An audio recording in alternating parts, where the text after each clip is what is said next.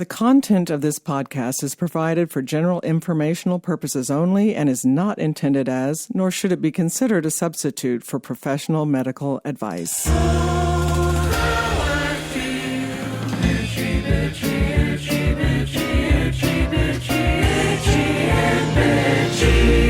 Hello, this is Karen Nickel, family nurse practitioner, and you are listening to Itchy and Bitchy, a podcast that provides answers to your many unanswered health questions.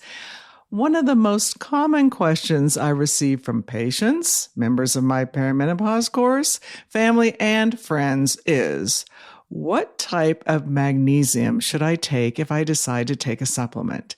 So I thought, surely to goodness, my listeners must also have this question. So I am going to answer that today.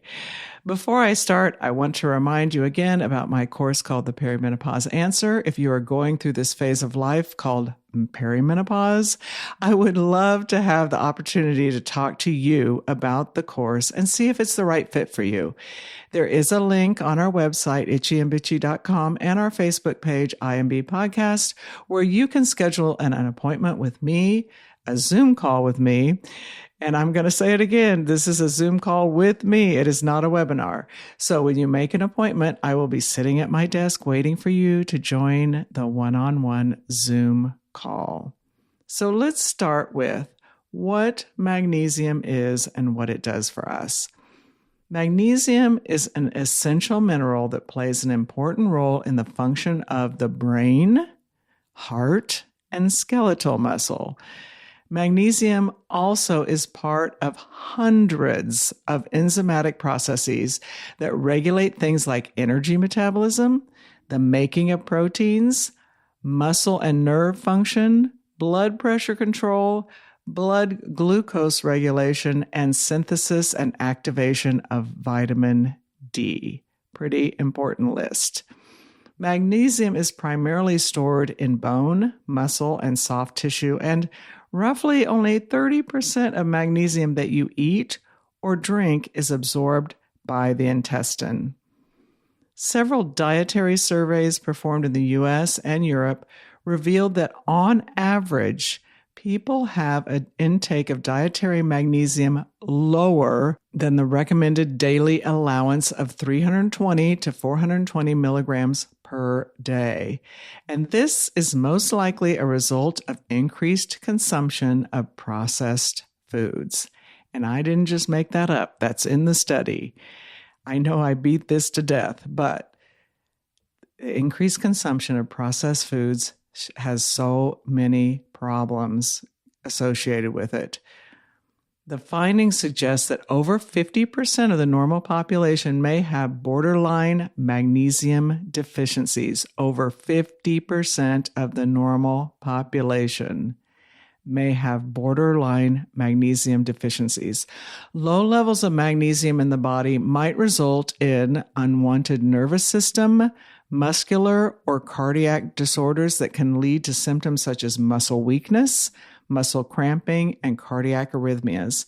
Therefore, maintaining adequate body magnesium levels is so important for optimal physical performance, cardiac health, and if you're an exerciser, post-exercise recovery. Supplementation is already demonstrated to be beneficial in the treatment of preeclampsia, that's when pregnant women have high blood pressure, migraine, depression, coronary artery disease, and asthma.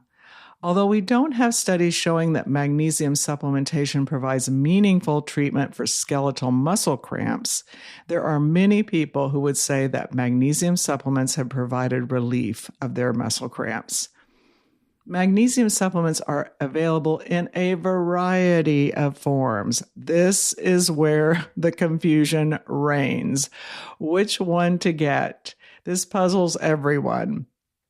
Most magnesium supplements that can be found on the market contain one of the two sources of elemental magnesium, either inorganic or organic salts of magnesium. So the basic two options, inorganic salts or organic salts of magnesium.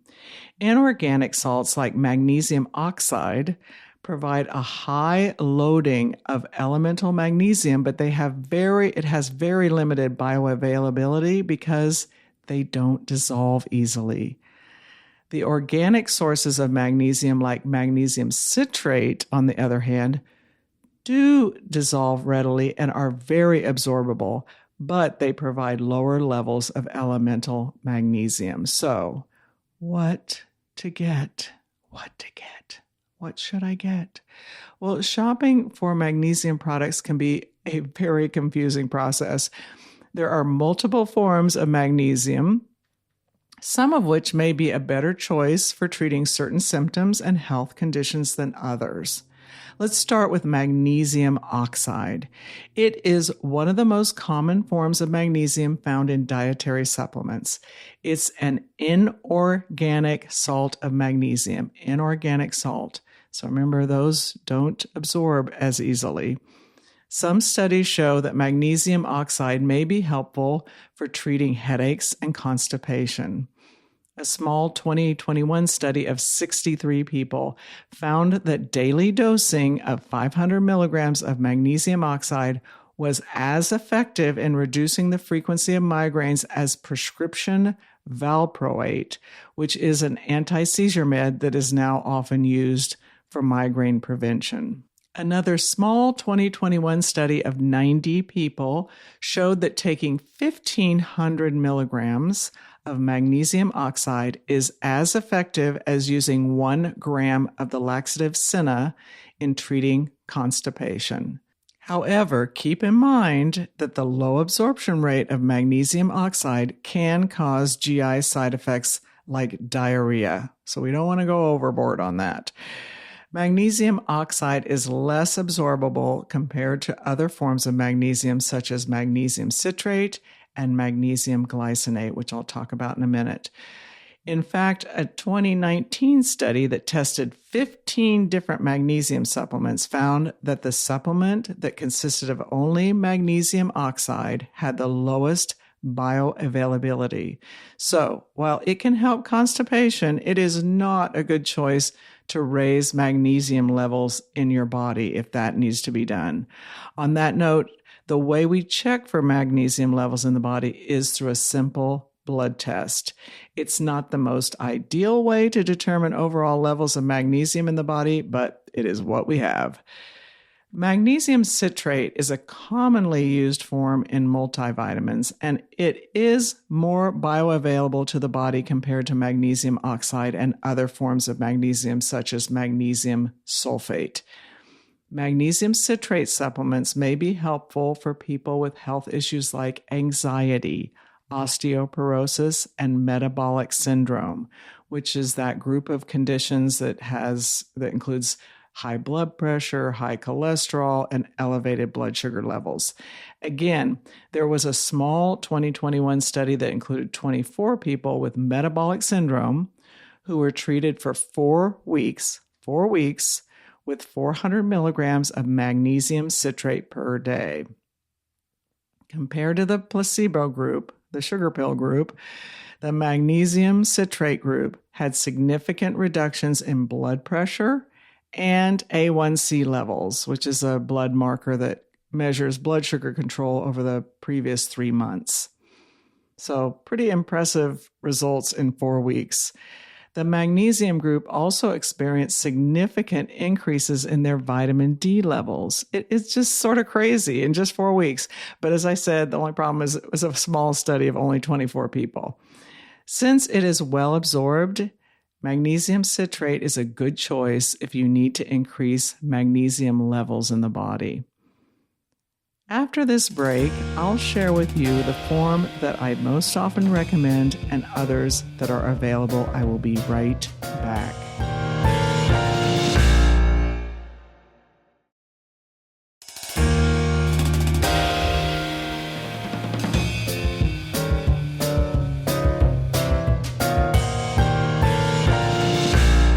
Magnesium glycinate is the form of magnesium I most often recommend.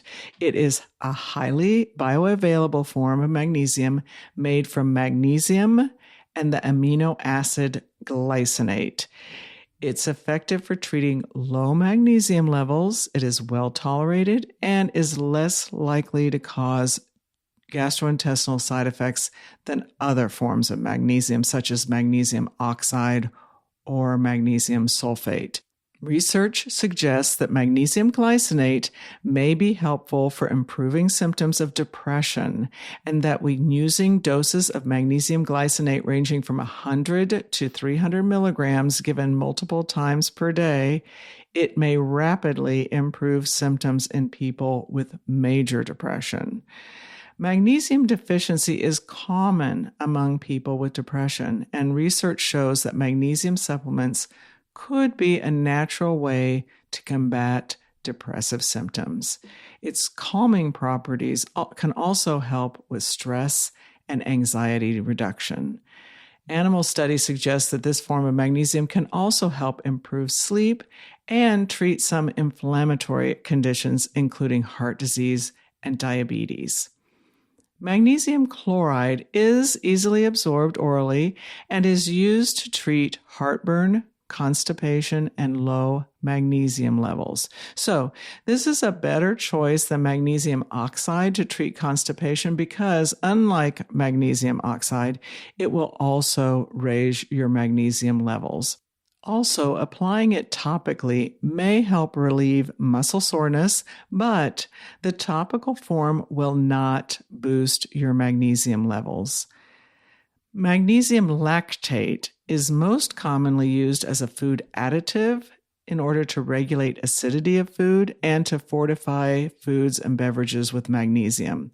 It's less popular as an over-the-counter dietary supplement. Your digestive tract easily absorbs magnesium lactate, which may also be gentler on your digestive system than other types. This may be an excellent form for people who need to take large doses of magnesium regularly to raise their magnesium levels or who don't easily tolerate other forms. Some studies have shown that this form can also reduce stress and anxiety. Magnesium malate is easily absorbed and may have less of a laxative effect than other forms. It's occasionally recommended for chronic conditions like fibromyalgia and chronic fatigue syndrome. So if you are a sufferer of fibromyalgia or chronic fatigue syndrome, magnesium malate may be a good option for you. Magnesium taurate contains the amino acid taurine. So you may be aware of that particular amino acid, and it may be the best form for managing high blood sugar and high blood pressure based on limited animal studies. It also effectively increases brain tissue levels of magnesium, so it may offer neuroprotective and anti-anxiety benefits. Magnesium L-threonate is a form that is easily absorbed. Animal research has shown that it may be the most effective type for increasing magnesium concentrations in brain cells. Magnesium L-threonate is often used for its potential brain benefits and may help manage certain brain disorders such as depression, Alzheimer's disease, and age-related memory loss. Because this form of magnesium may also help reduce neuroinflammation, meaning inflammation of the nervous system, it could have pain-relieving properties based on studies that are available. Magnesium sulfate is the type of magnesium that many of us know as Epsom salt. It is frequently added to bath water to treat stress and sore muscles. Personally, I use it in a mix with Dawn dishwashing liquid and vinegar to use as an animal-safe weed killer. It works really, really well. Magnesium sulfate is FDA approved for treating constipation, low magnesium levels, and for preventing seizures in pregnant women with preeclampsia. Again, that high blood pressure during pregnancy. While it can be consumed orally for these treatments, it has a very unpleasant taste, and if you use it too much or too often, it can be dangerous. So, if oral dosing is not being managed by a medical professional, it is best to limit it to using it as a nice soak in the tub or for your animal-safe weed killer. Magnesium orotate is a form that may boost heart health by improving energy production in your heart and blood vessel tissue. Because of this benefit, it is a popular form among competitive athletes and for those who work out on a regular basis. In a small 2009 study of 79 people who had severe congestive heart failure, magnesium orotate supplements were found to be significantly more effective for symptom management and survival than a placebo pill or sugar pill, fake pill. It is easily absorbed and doesn't have the strong laxative effects characteristic of other forms I've talked about. It tends to be a little more expensive than other magnesium forms, but if you are a competitive athlete, a marathon runner, an avid exerciser, this may be the perfect form for you. Magnesium plays a vital role in your health. Low levels are linked to numerous adverse effects, including depression, heart disease, diabetes, and high blood pressure. You may want to consider supplements if you're not getting enough magnesium in your diet. The type of magnesium you choose depends on what symptoms you have. As I have explained, some are very good at treating constipation, while others are helpful for mood, sleep, or brain health. Some will increase your magnesium levels, while others do not help with boosting those levels. I hope this information helps you when deciding what type of magnesium supplement is best to add to your regimen. If you've decided to take a magnesium supplement, it's always best to purchase high-quality products from trusted brands and to choose supplements from manufacturers that hire third-party labs to test their products for purity and potency, which helps improve supplement safety. Whenever possible, purchase supplements from brands certified by organizations like UL, USP, and NSF International. If you want some specific guidance on trusted supplements, you can subscribe to Consumer Lab at consumerlab.com. As stated on their website, this company is the leading provider of independent test results and information to help consumers and healthcare professionals identify the best quality health and nutrition products. They test products for quality, strength, purity, and how well it dissolves. It is my go-to site to find the best products available. You'll also want to choose a magnesium supplement that you can easily tolerate. For example, if you have a hard time swallowing pills, you may want to choose a liquid or powder form of magnesium. The average recommended daily dosing of magnesium is 320 to 420 milligrams per day. Higher doses are used to replace magnesium if blood levels are low, and 400 to 800 milligrams a day is commonly recommended dosing to address symptoms that I have discussed. Since magnesium can help with sleep most often, dosing it at bedtime can be very helpful. Magnesium supplements are generally considered safe for most people. Once your body has reached adequate levels, your body will excrete any excess into your urine. Magnesium toxicity is rare, but it can occur. You may be at greater risk if you have kidney disease or if you consume very large doses of this mineral. Signs of toxicity include nausea, vomiting, diarrhea, muscle weakness, lethargy, urinary retention, and or irregular breathing. The amounts in different supplement formulations may vary, so check the label to ensure you take the most appropriate dose. It's always good to let your primary care provider know if you are taking magnesium and how much you're taking. Thank you for listening and for sharing the podcast with others. If you listen using the Apple Podcast app, please leave a review and rate the podcast. Your reviews and ratings really do matter. I encourage you to visit our Facebook page, IMB Podcasts, where you can leave comments or questions for me. Our website is itchyandbitchy.com, and there you will find blogs with some of our subjects available for you to read. On the Facebook page and website, we have the information about how to schedule an appointment with me not a webinar. It's with me. So we can chat about how my perimenopause course can help you if you are going through this phase in life. As always, thanks to Forrest Wenzel, our producer and composer of our theme music, and the person who does all the behind the scenes work to make this podcast possible. Thank you, Forrest. Check out his album called An Awful Lot. Go to wherever you stream your favorite music to listen. And if you don't know where to stream music, you can find the album on Apple Music or Spotify. Remember, your health is in your hands.